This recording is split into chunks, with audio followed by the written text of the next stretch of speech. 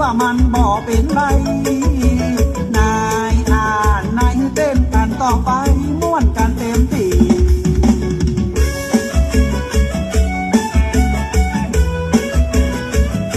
ปีใหม่ปีนี้เฮาได้มาปะกันบ้านนึกบ่ฝันจะม่วนงานว่าอีเอามาม่วนงานเต้นกันวันนี้ตึงน้องตึงพี่แจกเหล้ากันเป็นโม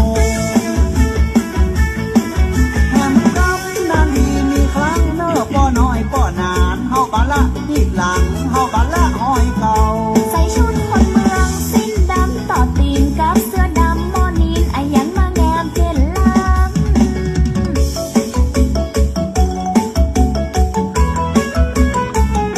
เด็ดดอกเอื้องเพิ่งเก้าผมตั้งห้างงามเจนลำสาวสมัยแต่งตัวแบบโบราณบักเก่าก็ข้าเจ้าว่ามันสวยวิไลนายเจ้าแม่นายมาฟ้อนลำกันไปพอที่ไหนกะตึงม่วนไล่อย่างตีง่ายอย่างตีง่ายอยากดูมาจะผู้ชมทุนขอโทษเจ้าพ่อคนบ้านลายบอกว่าตีนไผ่ย่ำไปตะกี้ตีใหม่มาซุกกันก็ขอยกมือ10 นิ้วกราบนบนอบน้อมอย่างพระติรัตนแก้วเจ้าตั้ง3 ประการอันมีพระพุทธพระธรรมพระสงฆ์อันเป็นสรณะที่เปิ่งตีเคารพนับถืออันสูงสุดในชีวิตกราบคารวะแด่ไตรไวยสาปารมีธรรมพระมหาเถรานุเถระเจ้าคณะพระสังฆาธิการภิกขุสงฆ์สามเณรจุตนจุองค์โดยความเคารพเจริญสุขเจริญปอนปออกไม่ออกศรัทธานาบุญพุทธศาสนิกชนถิ่นจองห้องวัดจุหนุ่มเท่าใจยิงก็ขอน้อมต้อนรับทุกท่านเข้าสู่รายการมรดกธรรมกำเมืองและสารธรรมกำเมืองทางสถานีวิทยุกระจายเสียงพระพุทธศาสนาแห่งชาติและสังคมคลื่นเพื่อการศึกษาพระพุทธศาสนาและวัฒนธรรมคลื่นพระพุทธศาสนาและจริยธรรมส่งสัญญาณออกอากาศทางสถานีวิทยุวัดฝ่ายหินตำบลสุเทพอำเภอเมืองเชียงใหม่จังหวัดเชียงใหม่ในระบบคลื่นความถี่ FM 104.50 เมกะเฮิรตซ์สถานีวิทยุคลื่นพระพุทธศาสนาและจริยธรรมในความอุปถัมภ์ของมูลนิธิพระบรมธาตุเจ้าดอยสุเทพกระจายเสียงในระบบคลื่นความถี่ FM 96.0 เมกะเฮิรตซ์ตลอดจนสถานีวิทยุชุมชนต่างๆวิทยุกระจายเสียงทุกที่ต่างท่านผู้อำนวยการได้เมตตาถวายเวลาและลิงก์สัญญาณนี้คือกับญาติโยมทั้งหลายได้สดับรับฟังกันอยู่ทั้งบ้านทั้งจองพร้อมกันนี้ยกมือ10 นิ้วกราบถวายการต้อนรับและเจริญพรต้อนรับพ่อแม่ครูบาอาจารย์ท่านเจ้าภิกขุสงฆ์องค์เณรตลอดจนญาติโยมสาธุชนทุกท่านที่ได้มาติดตามรับชมรับฟังทางภาพและเสียงการไลฟ์สดทาง Facebook ไลฟ์ของวัดวังสิงห์คำ Facebook ไลฟ์ของธรรมะภาคเหนือ Facebook ไลฟ์ของธรรมะคลายเครียด Facebook ไลฟ์ของทีวีวัดฝ่ายหิน Facebook ไลฟ์ของท่านพระครูสมุวิศวะปรกิจโจและหน้าจอ Facebook ไลฟ์ของญาติโยมครูบาอาจารย์ FC แฟนรายการที่ได้เข้ามาแล้วก็ได้กดแชร์รายการนี้แชร์เสียงธรรมแชร์เสียงบุญนี้ไปยังกลุ่มของเพื่อนๆทุกท่านรายการนี้ดำเนินโดยกล่าวกับผมอาตมาภาพพระครูวิสิทธิ์ศรีลาภรณ์ รองเจ้าคณะอำเภอเมืองเชียงใหม่เจ้าอาวาสวัดวังสิงห์คำ ตำบลป่าแดดอำเภอเมืองเชียงใหม่จังหวัดเชียงใหม่เป็นผู้ดำเนินรายการนำรายการนี้มาพบปะกับทุกท่านตั้งแต่เวลานี้เป็นต้นไปปะกันวันนี้อากาศก็อึมครึมวันก่อนตะวานี้ก็รู้สึกว่าจะฮ้อนอบอ้าวตามที่เปิ้นพยากรณ์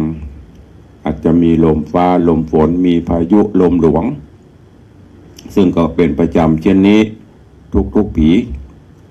นั่นก็คือปีใหม่ก็จะมีลมหลวงอาจจะมีพายุมีเห็บตกอย่างนี้ก็ในช่วงนี้ก็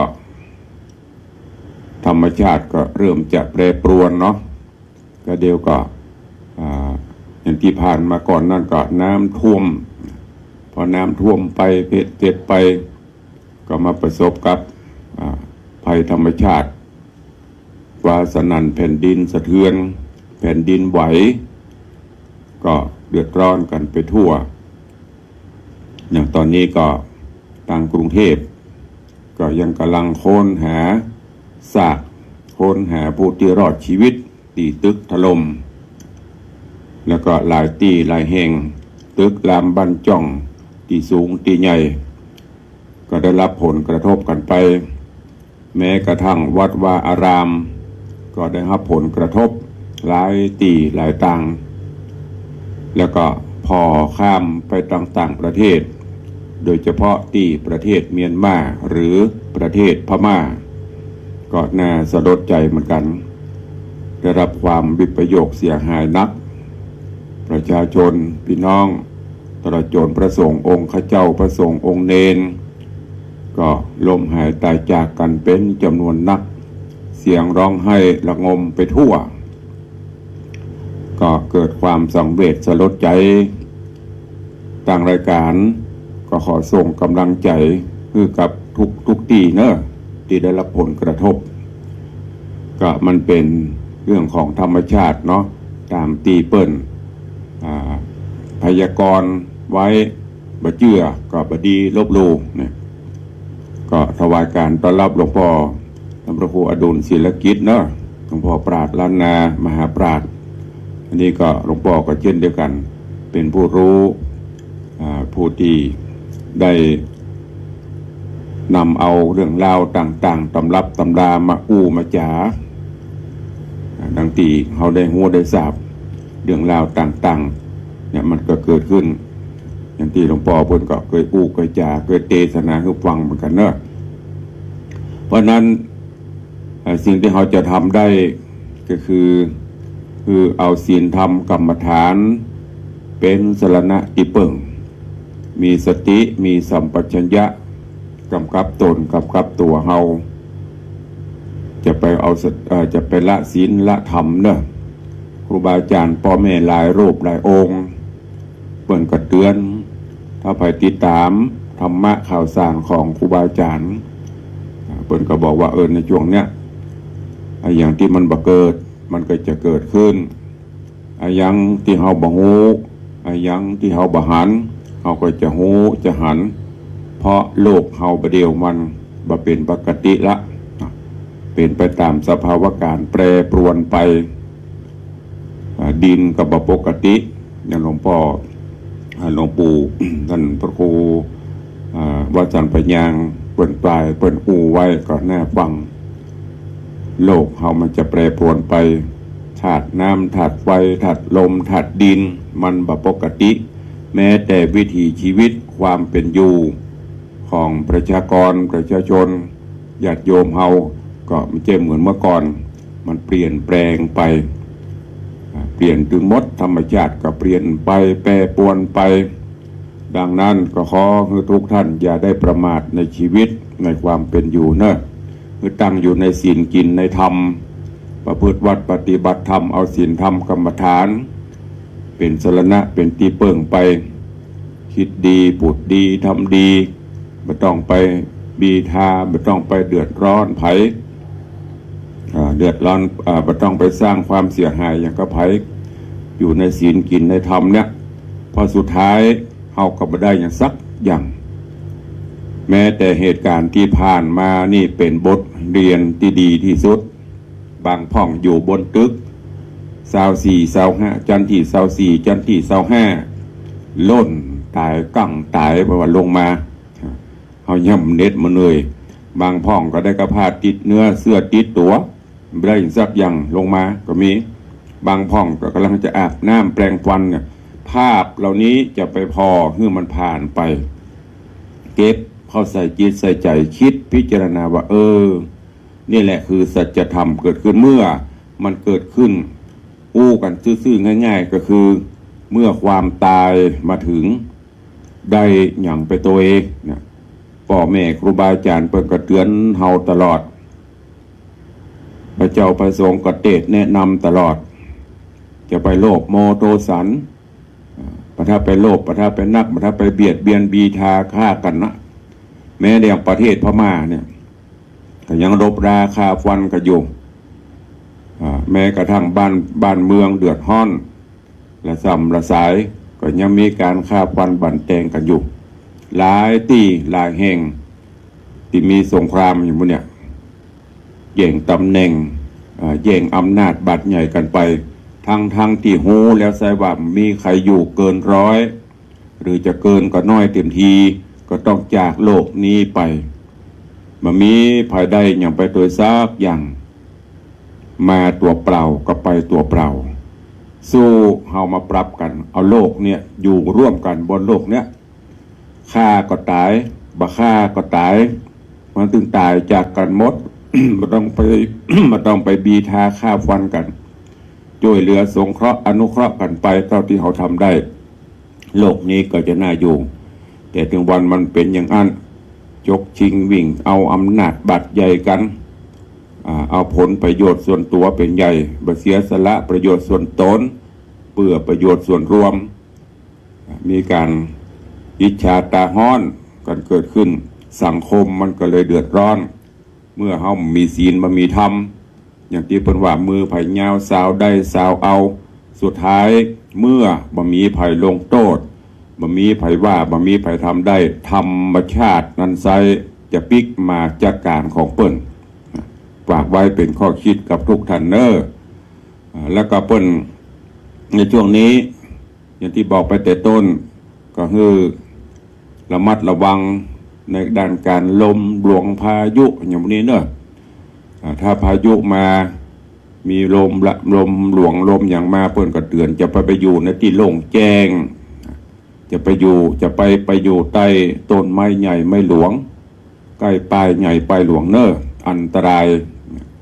ตรงกันข้ามถ้าแผ่นดินไหวฮือออกจากตึกมาอยู่ในที่โล่งแจ้ง อันนี้มันกลับกันนะฝากกับทุกท่านตัวเนอะวันนี้ก็มาฟังกันต่อเนาะในเรื่องของหูกฟ้าแมงคานลำดับการมาถึงยังผูกทวนที่4ตอนที่2แต่ว่าก็ต้องขอสุมาหายไปพ่องเนอะอย่างที่ตุลุงได้บอกไปบางวันศาสนกิจมีนักร่างกายทานต้านบ่ไหวก็ต้องขออภัยอาจจะขาดจะหายไปพ่องมาฟังเข้าสู่มาจากรายการเดี๋ยวก่อนฟังน้ำฟังธรรมแล้วก็เดี๋ยวตารายการก็ค่อยมาปบปะกับข่าวสารงานบุญแจ้งข่าวสารและตักทายพี่น้องญาติโยมศรัทธากันต่อไปวันนี้ก็ต้องกราบขอบพระคุณครูบาอาจารย์ท่านเจ้าพระเจ้าประสงค์องค์เนรก็ดีญาติโยมศรัทธานาบุญก็ดีก็เข้ามากันหลวงหลายวันนี้ก็เจริญพรต้อนรับคุณโยมสุรศักดิ์ท่านเจ้าสุรศักดิ์จันทโชติเนอะเจริญพรโยมปีชิดชบาหรือว่าโยมปีสมพรรัตนังขอบคุณเนอะโยมปีได้โอนปัจจัยเข้ามารวมเป็นเจ้าภาพไม่กำได้รับใบเรียบร้อยแล้วเจริญพรคุณโยมสมทรงสิทธิตาแล้วก็พี่อายุทธนาจังซอหางดงเนาะเจริญพรต้อนรับคุณโยมสมทรงสิทธิตาน้อมถวายการต้อนรับหลวงพ่อท่านพระครูอดุลศิลกิจปราชญ์ล้านนาวันนี้หลวงพ่อเตียวออกกำลังจ้ะกับว่าเตียวรอบคือ หลวงพ่อพุทธเตียวออกกำลังหลอกคือเวียงตัวเองแล้วก็ต่างได้ไปพอธรรมวัดธรรมวาตัวเองเจริญปอนคุณโยมสมศรีพรหมเมืองนะเจริญปอนโยมปีหมอมัทนาอัมพันธ์กำลังเข้ามาชมอยู่เจริญปอนคุณโยมชันสายแปลงหลวงคุณโยมสรินทิพย์บุญเลิศโยมแม่จันชัยอันนี้เป็นบอกอย่างฟังจากทางวิทยุเจ้าสาธุอนุโมทนาแล้วก็มีหลายท่านกำลังเข้ามาก็ขอถวายการต้อนรับและเจริญปอนต้อนรับทุกท่านเข้าสู่รายการตัวเองเรื่องราวของหูกฟ้าแมงคานในตอนก่อนนั้นลำดับลำดามาถึงตีป่อพญาแขนพรหมก็หรือว่าตะไลพรหมได้ยินเสียงหูกเสียงกีเสียงต่อผ้าของจันทะเทวีว่าก็เลยอินดูเลยใจฮือเสนาอำมาตย์มานำปลาเอาไปอยู่เมืองพรหมเมืองตะไลพรหมปุ่นตอนนี้ก็เดือดร้อนกันละเสาะหาตึงพญาเจ้าเมืองตึงมาเหตุตึงข้าทัดเจ้าบอดีพานเจ้าป้ากันเสาะหายังบะปกบะปะเด้อแม้แต่ป่อเศรษฐีคำซึ่งเป็นป่อของพรหมจารีที่ในเมืองมนุษย์ทราบข่าวหูข่าวก็เกิดความโศกอาดูลก็ใจเสนาอำมาตย์ไปเสาะหาเหมือนกันโกลาหลเกิดกล้องขึ้นทุกคนก็เสาะหายังบะปกบะปะเด้อเรื่องราวของหูกฟ้าแมงคานจะเป็นจะใดก็นิมนต์และเจริญพรเชิญทุกท่านได้ติดตามรับฟังในผูกที่4ตอนที่2เป็นลำดับไปณโอกาสบัดนี้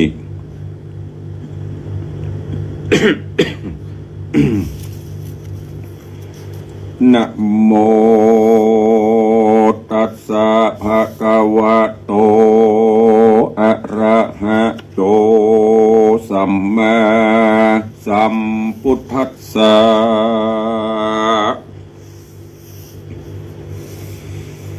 สาธุโวฟังลาโสตุจนะสัพพุริสะตังลายตั้งยิงและใจหนุ่มเท่าที่ได้ปากันเล่าทำทาดาฟังยังรัสธรรมเทศนาหูกฟ้าแมงคานลำดับการบัดเทิงยังผูกทวน4ตอน2แล้วเนอเจ้าขอเชิญศรัทธาตั้งหลายหนุ่มเท่าจูงตั้งจิตใจเราทำทาดาฟังต่อไปไปนานี้และนาโกลาหะลางแย้มเมื่อเสนาตั้งหลายพร้อมตั้งยิงใจมวลหมู่ปากันหลังลูเสาะหายังนางนอดลาพรหมจารีอันเป็นเทวีแม่เจ้าลายถลบเล่ามักกาตังพ้องไปตามพังกาภาศาสตร์คุมหน่วยราชวังนายล้างพ้องแอวไปตามบ้านนอกตามนิคมขอกตามนิคมขอกแดนเมืองเกาะบ่หารนั่งบนเรืองพรหมจารีเป็นเจ้าเอาไปดักลีเศร้าอยู่หนใดสุดวิสัยทวนนาแย้มนั่นเสนากราคนหันตั้งหลายก็รีบผ่านภายปอกเต้าคืนสู่เมืองเก่าปาลาถึงมักกาต่างใหญ่ยามเมื่อตาวันใกล้ค่ำลงแรง ตาวันกำแดงต่ำก้อยดาดรับเหลี่ยมหน่อยหอยกันทอนไปนบพระภูทรแม่งคานเต้าราชได้หูจุประการก็มีวันนั้นแลมหาสาโตส่วนอันว่ามหาสัจเจ้าแม่งคานมีความทุกข์ผ่านโศกเศร้าอะไรนั่งนอดเนาเมียแปงยินกินแหนงใจลับลมร้องให้จมไปมาน้ำตาวานลงบ่อเหือดนาถ้าลงทุกเต้าฟ้าเลโลนอดเมาวนแสบไม่ต้นพระแก่นไทยแม่งคานตกทุกผ่านบ่ใจหน่อยนั่งอยู่เศร้าดักอยู่บ่ตานฟูเจียนจ้าเสด็จไปมาเข้าออกตามคุ้มนอกวังนายมหาสัจเจ้าล้ำเปิงนายจะหายว่าเฮานี้ใส่มาเงาเพราะมัวเศร้าลับนอนบ่ได้หูสันดอนเหตุให้บ่หูจักตังเหตุร้ายจักเมยามเมื่อเด็กรอยถีป้าวายบ่หูจักต่างตายมานอนสบายรับลมจริงได้มานั่งงมอะไรหายังนางนาถไทยเตวีเพราะหินมิทะมาครอบงำบอกกาดฮื้อเจ้าราชดูแควนสั่งมาดูใกล้แก่นตัวเก่าแต่และนอโปธาเป็นเจ้าตุกมากเล่าไปมาก็หันใส่ยาใส่ไม้อันนางแก่นไทยพรหมจารีกฎหมายดีแต่งไว้เป็นหนังสือไทยเป็นกรามยามนานพระมหาสัจเจ้าได้อ่านแดวเล่าดีลีนางพรหมจารีเขียนไว้ว่าข้าแด่พระเงาไทยสามิกา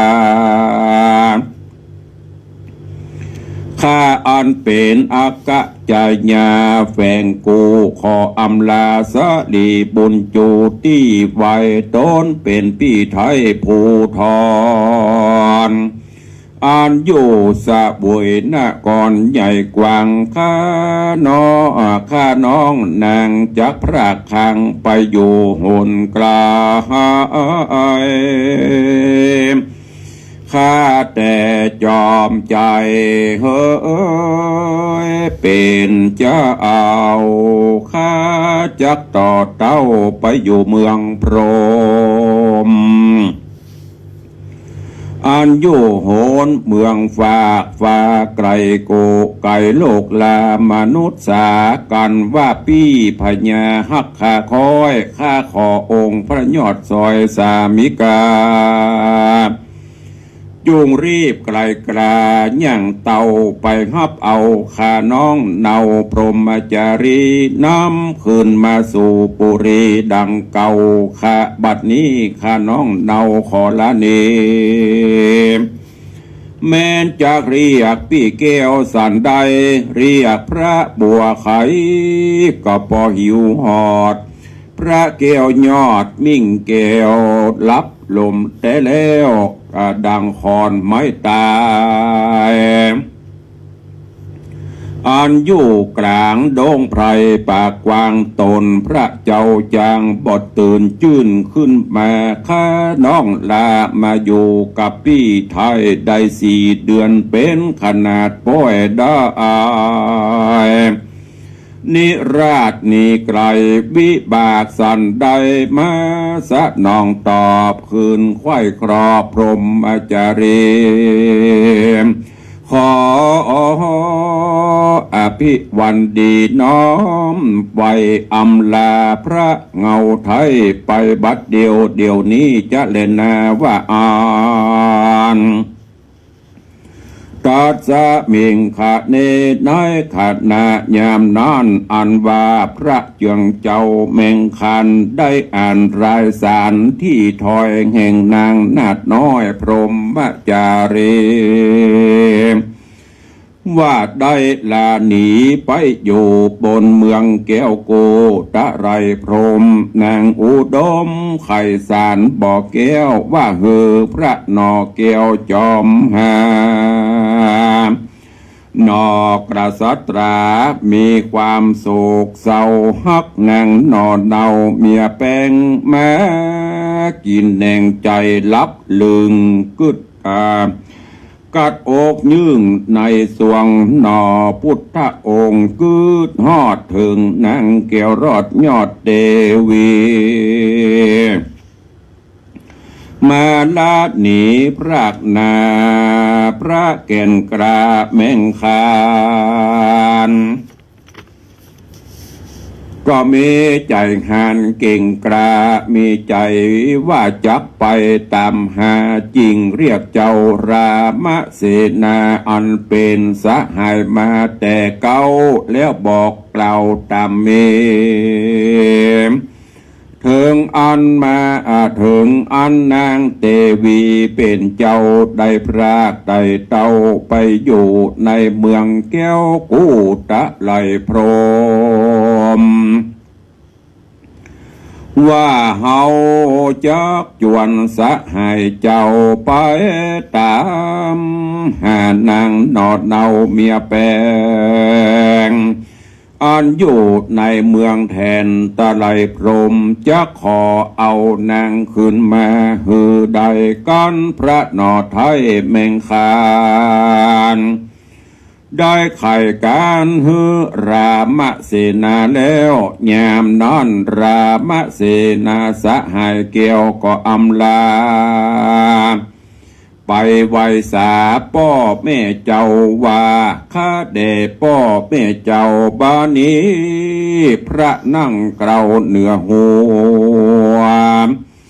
จากเอาตัวแห่งคาไปกับเจ้าฟ้าองค์คำจักไปนำเอานางพรหมจารีเป็นเจ้าอันหนีไปอยู่เมืองตะไลพรหมว่าอ่านตัดสะตังวัจนังสุตวาแย้มนอนอันว่าตนพ่อแม่เจ้าได้ยินกรรมลูกเต่าขออำลาจริงใครจะตันท้อว่าดูลาลูกหน่อยพ่อเฮยเฮานี้เป็นเจื้อเผาตาไพร่น้อยจักไปตามพระยอดซอยบุญมีตนทะรงฤทธีเข็นกราไปสู่จันฟ้าตะไลพรหมลาแม่ล่างปอสมเปิงกวนและลูกเจ้าจริงขอแหมลูกไว้ดีเลง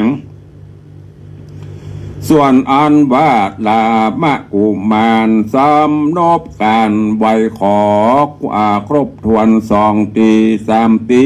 มักเล่าตนพ่อแม่เจ้าบ่อาจห้ามไว้จริงปล่อยหือลูกไทยผู้บา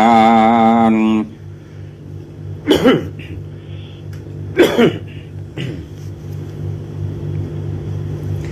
ว่าการเจ้าแม่งคานจักไปแต่เราก็ตามใจลูกเต่าแดดเตอะว่าอันก็มีวันนั้นแหละนามหาสัตโตปิส่วนอันว่าพระมหาสัตเจ้าแม่งคานก็ไปไว้พระองค์การตนบาตนป้อว่าขออำลาไปเสาะหาเมียมิ่งเกวอันได้หนีไปก่อนแล้วเมืองตะไลพรหมแย้มนาน นพระบรมปิตุราชจึงมีโอกาสจะถามอย่างเจ้าลูกพุทธานอไทยว่าปิญญาพุทธาโดการาลูกพ่ออันว่าเมียอันว่าเมืองแทนตะไรพมหากอยู่แดนไกลบ่ใจกล้าอายฝูงนางหญิงอันอยู่เมืองใดเมืองไตโลกามีสังขญาบ่ไรกูพ่อจากเลือกเอาใดตามใจแม่หญิงแม่หญิงงามใสมีบอกกาดงามเหลือขนาดโสภานพ้องงามสะดีโสภานผ่องแผ้วงามเลิศแล้วเหลือตาสังขญาดังเม็ดหินเม็ดทรายในน้ำแสนโกรธกรรมนาตีฟุ้งนางอิทธินาลีโลกตายมีบ่อไรเต็มเมืองขอนอบนเรืองลูกเต่าจุงยังทาอยู่บนหอคำกูป้อจักแห่มาหือได้ยังยิ่งงามมาฮือเป็นเมียเจ้าจะเล่นนาตาในกาละแยมนั่นอันว่ามหาสัจเจ้าแมงคานจริงน้อมนะมันสาการตอบถอยว่าข้าแด่พระยอดซอยปิตุราชในคงอาวาสเมืองจุมปูฝูงนางยิงมีมากสังขญาแต่หากมีลายมีสลีพันรายบ่อสะเอานับอ่านมากเล่าอนาตตาก็บ่เหมือนสลีกัญญาพรหมจารีอันเป็นสลีมิ่งแก้วแห่งขาลูกแก้วปูตานางทะรงโสภาแย้มทีมีตนอันงามกรีอ่อนอวนกำปากม่วนเสียงหวานจนจ้างกระทำการจุสิ่งเป็นยิ่งอุดมยิ่งในโลกาได้ฮักแบ่งกันมาแต่เมื่อน้อยจริงมีความห่วงหอยอะไรจริงมาขอกับจอมตะรายที่ราชจงได้โปงโอกาสสันดีหนอมุนีเมงคันโปธิราชกล่าวโอกาสสขับไว้ขอกับพระหมอป้อไทยพิตาว่าข้าแด่พระป้อไทยปิตาอันว่ามหาวนาป่าใหญ่ไตปืนฟ้าโลกาก็หากมีนำนาบ่อน้อยส่วนไม้จันขาวไม้จันแดงหากเขียมเต้ใส่บ่เหมือนเม็ดหินเม็ดทราย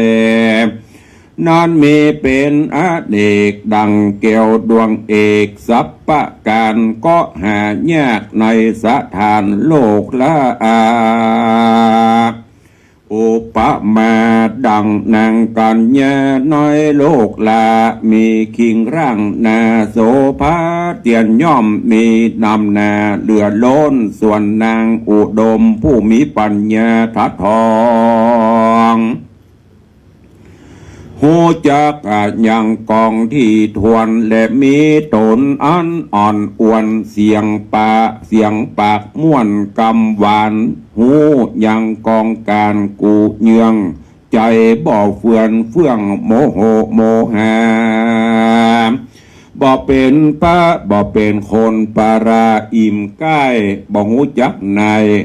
ในกองกุศลดังนางตามนชื่อพรหมจารี ก็หากมีเขียมแต่ใบเหตุดังอันขอป้อไทยอนุญาตแก่ลูกฮักราชปุตตา ไปซอหานางพรหมจารีอันเป็นสรีเมียแปลงแด่ทลาว่าอันก็มีวานอนแลอาทากาเลในกาละยามนอนอันว่าพระปิ่นจันทร์ตนป้อจริงได้อนุญาตต่อวางปันแก่เจ้าแมงคานลูกแก้วโดยใจพ่องแผ่วยินดีส่วนนอบุญมีแมงคานก็หามาอย่างบูผามาลาดวงดอกตั้งเข้าตอกดอกไม้ลำเตียนนำมาจำเนียนไว้เหนือคันเข้าไปไว้จอมตันปิตาเพื่อขอสู่มาขออำลาโดยกรรมว่าเตวะคาเดป้อพญาเป็นเจ้าเอาพร้อมต่างฝูงเท่าแก่เอาต่างคุณเสนาน้อยใหญ่แม่นว่าขาหม้ออ่อนท้ายได้ประมาทโดยกรรมรายราชพิเต้าตังพระป้อแม่เต้าปิตุลาตั้งเศษนาน้อยใหญ่โดยกายวาจาใจแห่งตนแต่เราเป็นกรรมบาปเศร้าหากเบิ่งมีข้าลูกนี้ขอสู่มาขอจะได้เป็นป่าปากามนิวัลนธรรมกิจ8 คนได้เป็นกรรมสัตว์ต้นมาหาขอพระปิตามันตาเป็นเจ้าฝูงหมู่เท่าเอาตามคุณเสนาผู้ใหญ่จุงจักได้ฮืออโหสิกรรมฮือบานดาลกาดแก้วขออย่าได้เป็นขออย่าได้เป็นแล้วซึ่งอนตรายแด่เตอะตัสสะวัจนังสุตัวส่วนอันว่าพญาปิตาธิราชพร้อมโดยอำมาตย์มวลหมู่ก้าอันมาพร้อมอยู่ในโรงการก็พร้อมกันฮือปอนดีใจญาโจกอุตตมโยกตีคาว่าขอฮือได้ยังนางพรหมจารีมาอย่าได้กาดส่วนกรรมร้ายราชอันใดขอจะได้มีผิดผวนหมู่เฮาตั้งมวลขออโหสิหือเจ้าบ่ฮือมองมนเศร้าอันใดขอพระใส่ใจได้คืนปิกปอกเต้ามาสู่เมืองเก่าพาลาได้เป็นพญาดังเก่าเล่าสองตีเด็ดเตอะลูกเฮยว่าอันว่านอนแลนะตะมาทางปะกาเสนโตสัทธาอาหะสัทธาอันว่าสัพปัญโยพระพุทธเจ้าโดนภาพเดาโลกาจักไข่อัตตกถาไปหลังมาฮือแจ้งพระจริงแสงเตสนาว่าอาจจะยังอาจจะญะโตปฏิคันหตุจะอาคามันตุอาญาติงสังวรญะอาญาเตงสังวริสามะนะปุเนวังกริสามะดังนี้ภิกขเวดุราภิกขุตังลาโต นทะลงสินใสบัวลิญาติยามนอนนาเจ้าน้อยราชแมงคานก็กล่าวปฏิสันทานต่อตันตอบว่าดูราเจ้ายอดปิตามันดาเป็นเจ้าตั้งฝูงเอาอาและอำมาตย์เสนาก็ได้โอดโตสาภายโพดลาโลดโตโตสา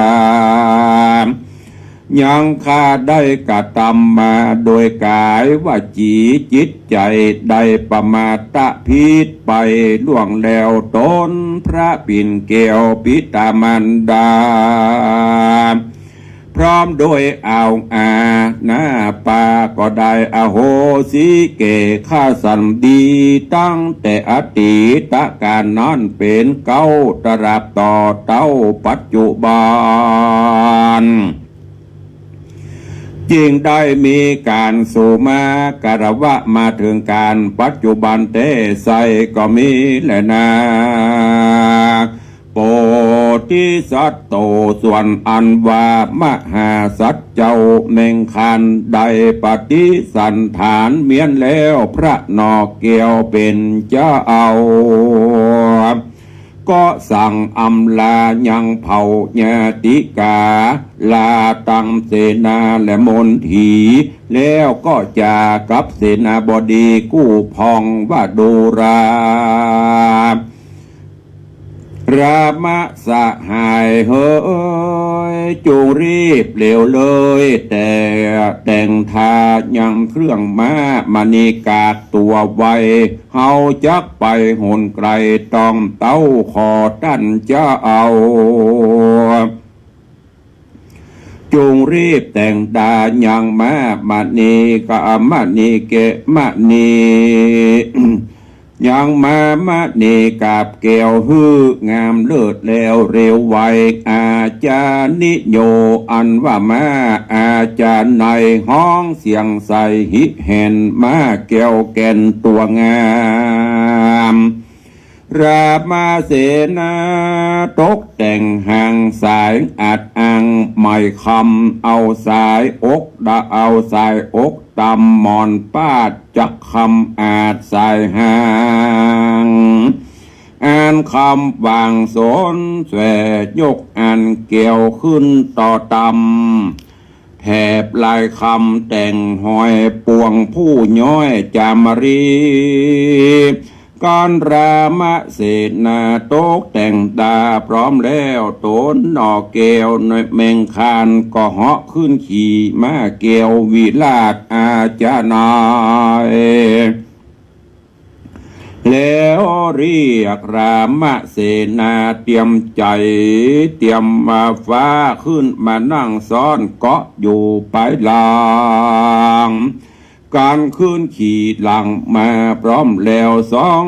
นอแก้วก็อำลายังพระปิตามันดาฝูงเอาอาพี่น้องลาตั้งฝูงอยู่แห่งห้องปุเร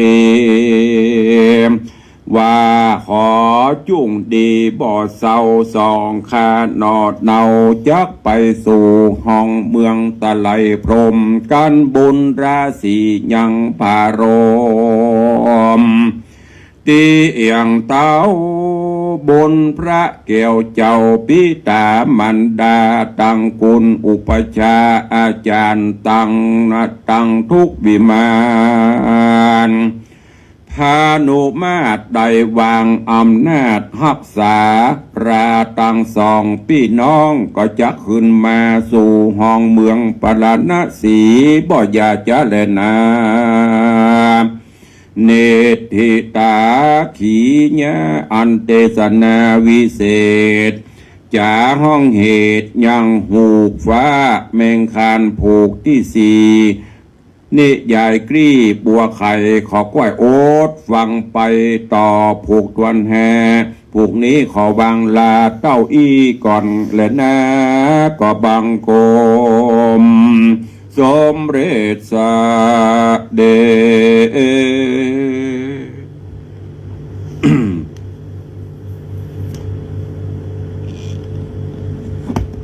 พระธรรมเทศนา หูกฟ้าแมงคานลำดับการมาถึงผูกที่สี่จบปริปุณนังลงก็ติดตามฟังกันต่อเนอะในตอนนี้แมงคานโพธิสัตว์กับรามะกูว่าเป็นเปื่อนกูหูกูบุญกันมา หลังจากที่เสาะหาพรหมจารีไปจอกใดแก่งใดที่ไหนกำปบบปะไปเจอจนกระทั่งแมงคานโพธิสัตว์เจ้าได้ไปหันใส่หนังสือลายที่หนังสือที่พรหมจารีได้เขียนได้แต้มไว้ก่อนที่จะไปเมืองพรหมว่าพี่ขอลาเนอะตอนนี้ป่อฮือเสนาอำมาตย์มาเอาตัวน้องไปน้องก็บอกพี่ไทยก็รับแต่เนอรับลมบ่ฮือบ่บ่หู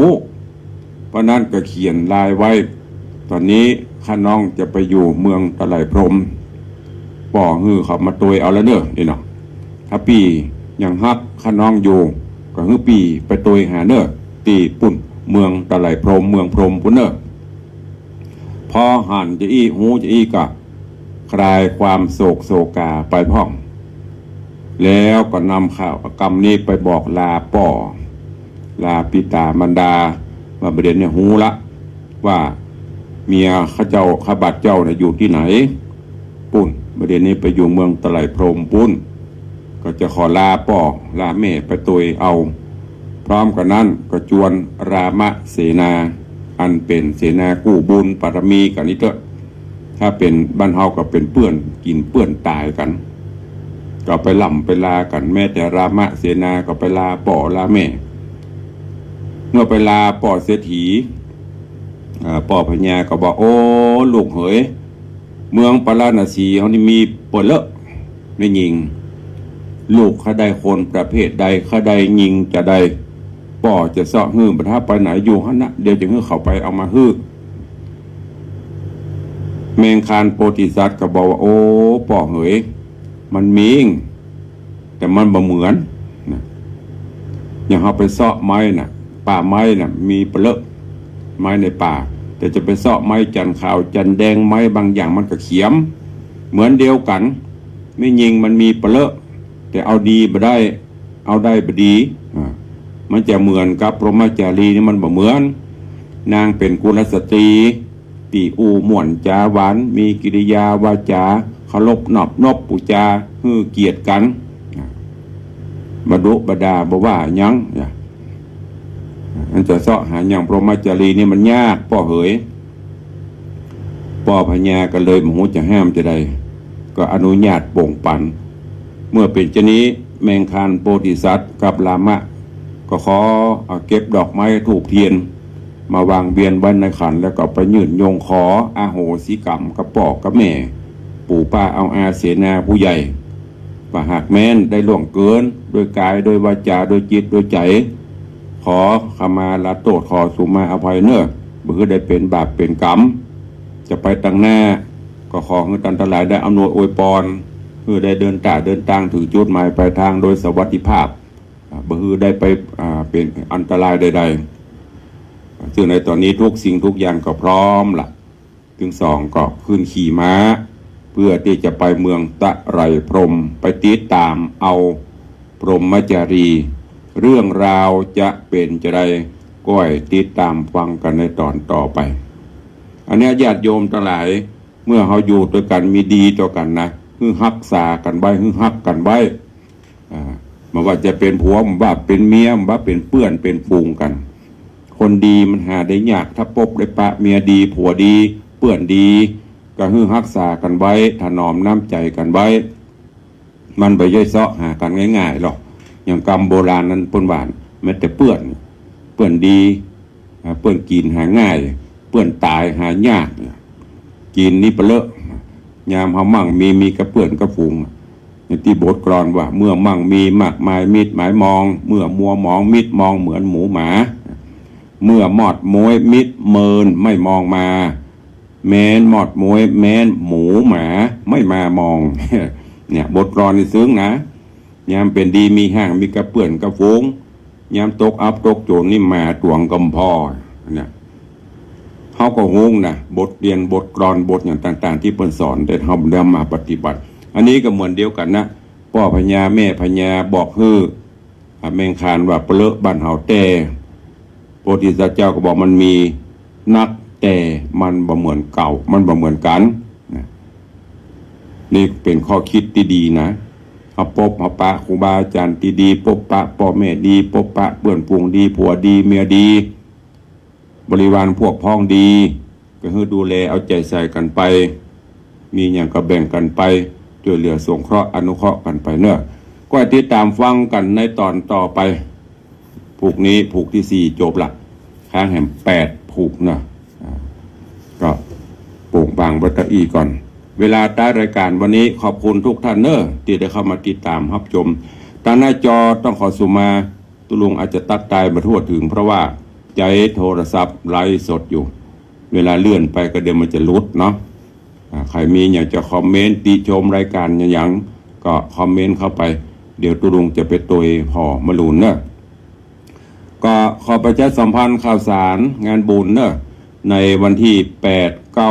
10 11ที่วัดสลีศรีโสดาพระอารามหลวง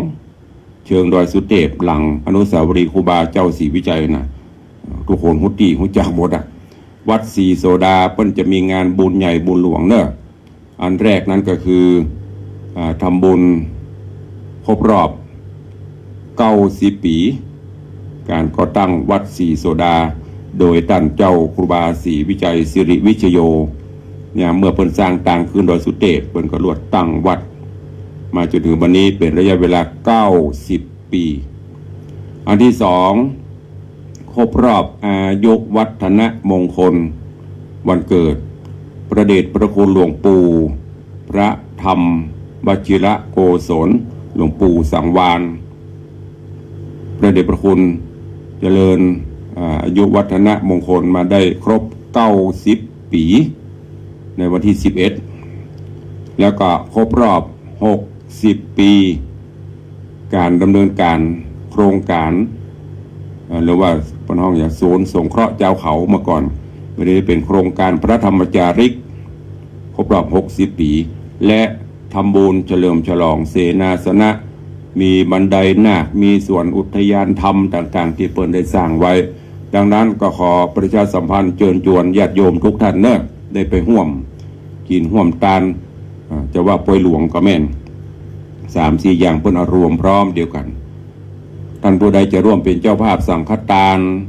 ท่านผู้ใดจะร่วมเป็นเจ้าภาพถวายน้ำปานะโฮงทานอย่างก็ติดต่อแจ้งความจำนงได้เนอะที่วัดศรีโสดาตำบลสุเทพอำเภอเมืองจังหวัดเชียงใหม่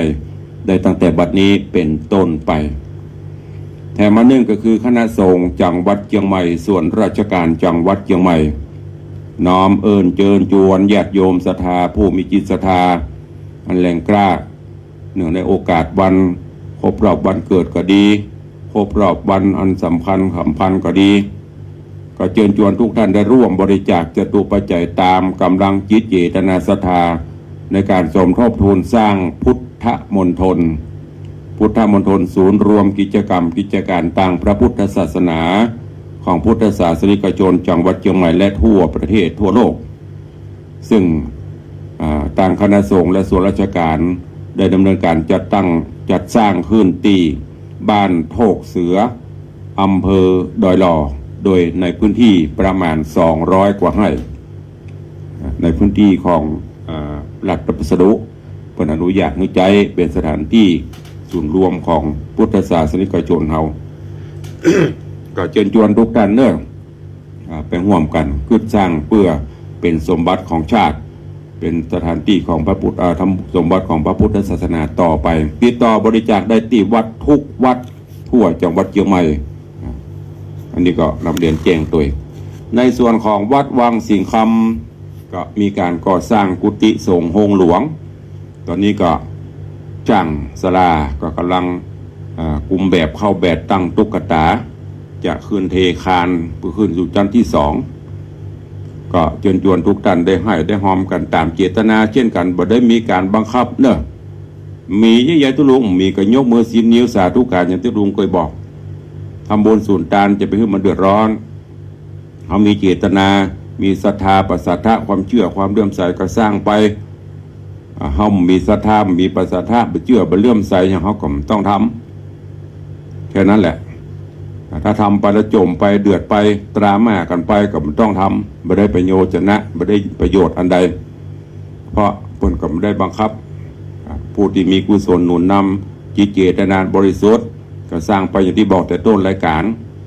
ตามีหน้าพอหน้าบ่หันตายไปแล้วเขาก็ได้แต่บุญกุศลตนาติดตามเขาไปได้เสื้อมาได้อย่างไปจะมีเงินล้นฟ้า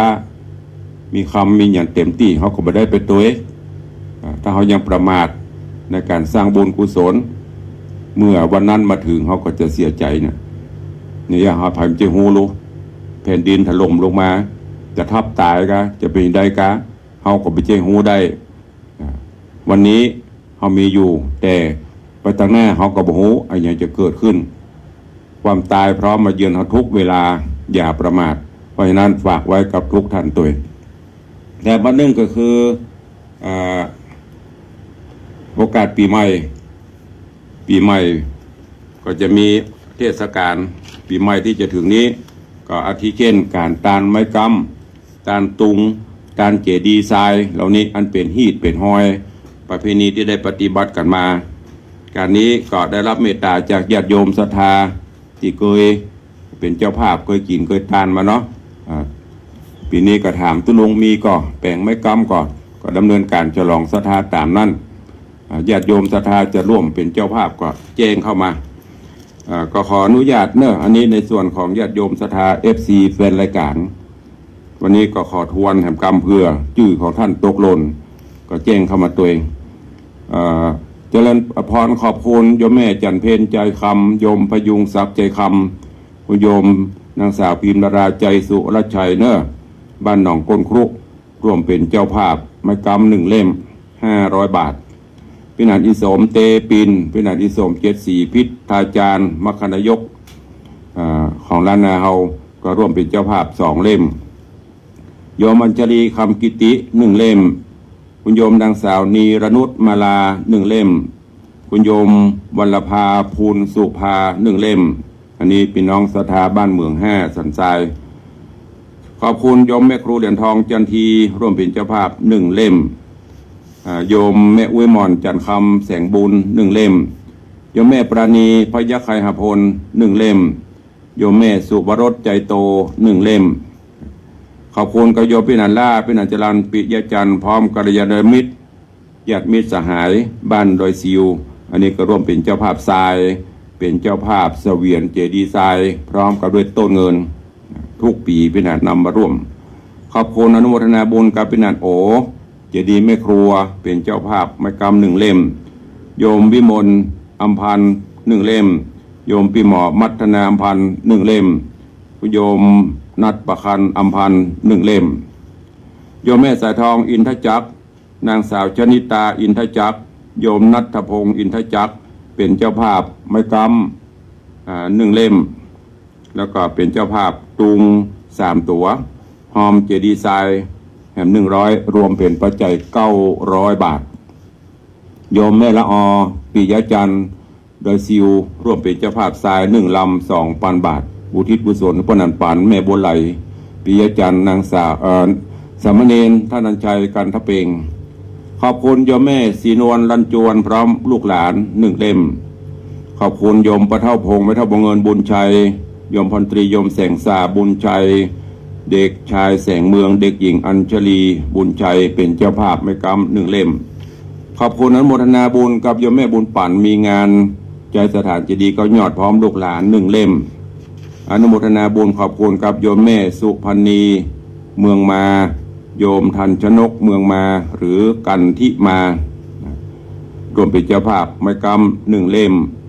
หอมทราย200หอมตุง2 ตัวแล้วก็ทรายแหม300รวมเป็น 1,000 บาทขอบคุณกับโยมแม่ศรีจันทร์หัวหน้าลิเกสมัญชัยนาฏศิลป์พร้อมครอบครัวร่วมเป็นเจ้าภาพ1 เล่มอนุโมทนาบุญขอบคุณคุณพ่อวิชัยแก้วมหาคุณเป็นเจ้าภาพไม้กำ1 เล่ม โยมแม่สมศรีพรหมเมือง1 เล่มแล้วก็มีโยมนางสาวสสิธรพานแก้วโยมธินกรพานแก้วโยมกฤตภาสธรรมรักษารวมเป็นเจ้าภาพ1 เล่มพร้อมปูจาตุงจตาและก็เจดีย์ทรายรวมเป็นปัจจัย 3,000 บาทขอบคุณกับโยมปิสุพัฒน์หินเกยพร้อมครอบครัวเป็นเจ้าภาพ1 เล่มอนุโมทนาบุญกับโยมนัทพจน์จักรนรินทร์บ้านสารปีมาร่วมมูลธนาบุญตวานิติวัฒน์เป็นเจ้าภาพไม้กำ1 เล่มทราย100รวมเป็น600 บาทขอบคุณกับโยมปี้สมพรรัตนังโยมชิชบาอันนี้ก็เป็นเจ้าภาพไม้กำ1 เล่มแล้วก็ขอบคุณกับโยมแม่คำสุขชุ่มพระวงศ์เนอะโยมแม่คำสุขชุ่มพระวงศ์วันนั้นคือลูกสาวมาร่วมหอมสร้างกุฏิสงฆ์ของวัดวังสิงห์คำ300 บาทอนุโมทนาบุญขอบคุณด้วยเนอะในส่วนของญาติโยมที่ฟังรายการอยู่จะให้จะหอมจะเป็นเจ้าภาพไม่กำก็จะหอมหั่นหอมนี่ก็สามารถติดต่อโทรศัพท์เข้ามาร่วมได้ในส่วนของศรัทธาวัดวังสิงห์คำก็ได้มีเจ้าภาพศรัทธาร่วมเป็นเจ้าภาพไม่กำเหมือนกันก็มีโยมแม่ดาวันคำวัง1 เล่มโยมสิทธิพรโยมดวงใจเด็กหญิงธีรยาชัยเขต1 เล่มโยมบรบุตรโยมโสภาพันธ์เรือนโปง1 เล่มโยมแม่คำปันสตุล1 เล่มโยมพ่อจันทิพย์โยมแม่ลำดวนกันทวงศ์1 เล่มโยมปะตุ้ยทาคำแปง1 เล่มโยมแม่แดงทาคำแปง1 เล่มโยมขนองเดชทาคำแปง1 เล่มโยมนงนุชทาคำแปง1 เล่มโยมแม่จันเปงเรืองวิโนหรือปิงพยอม2 เล่มโยมประพันธ์ปิงพยอม1 เล่มโยมสุพัฒน์ปิงพยอม1 เล่มโยมชยพัฒน์ปิงพยอม1 เล่มโยมธนวัฒน์ปิงพยอม1 เล่มนางสาวสุชัญญาปิงพยอม1 เล่มโยมแม่จินดาตะตานัง1 เล่มโยมปอแก้วแม่ปัดแดงตา1 เล่มโยมปอเลียงธนวัฒน์แม่เลียงทัดพิชาสุสิงห์คำ3 เล่มโยมบัวคำสุวรรณโยมศิลาใจเขียว1 เล่มโยมประสิทธิ์โยมศรีพรทองทิศพร้อมครอบครัว1 เล่มโยมอินทร์หอมชื่น1 เล่มโยมพ่ออาทิตย์โยมแม่จันทิพย์พวงขันแก้ว1 เล่มโยมแม่บัวคำสะคำวัง1 เล่มโยมแม่วันเพ็ญใจแก้วพร้อมครอบครัว1 เล่มหอมทราย100โยมพ่อสมศักดิ์โยมแม่จันตาแก้วคำจาเป็นเจ้าภาพ2 เล่มอุทิศกุศลไว้ภายหน้า1 เล่มแล้วก็อุทิศมือปิตาบรรดาพ่อแม่ผู้มีพระคุณ1 เล่มหอมทรายแห่ง100นี่เป็นในส่วนของศรัทธาวัดวังสิงห์คำเนอะตัวลุงจะแยกออกจากกันศรัทธาวัดวังสิงห์คำบางเทื่อไม่ได้ยินหอมยังไม่ได้ยินคือแยกคนละบัญชีFC บัญชี1ศรัทธาบัญชี1เนอะวันนี้ขอบคุณอนุโมทนาบุญตัวเวลาล่วงเลยมันนักเกล้ำเวลามาละก็เดี๋ยวทาง Facebook ตัวลุงจะไปตอบแทนต่างสถานีวิทยุคงมีเวลาให้ได้อู้หน้าใหม่แล้วเนาะเวลามันหมดแล้วเดี๋ยวใครจะอู้ตัวก็โทรหลังใหม่ได้เนอะวันนี้เวลาหมดเวลาขอนำรายการจากทุกท่านไปก่อนปะกันใหม่วันต่อไปเนอะขอความสุขสวัสดีจุงบังเกิดมีกับทุกท่านเนอะอยู่ดีมีสุขเหมือนกันจุตนจุองจุผู้จุผลเนอะจัตตาโลธรรมวัตันติอายุวันโนสุขังปะ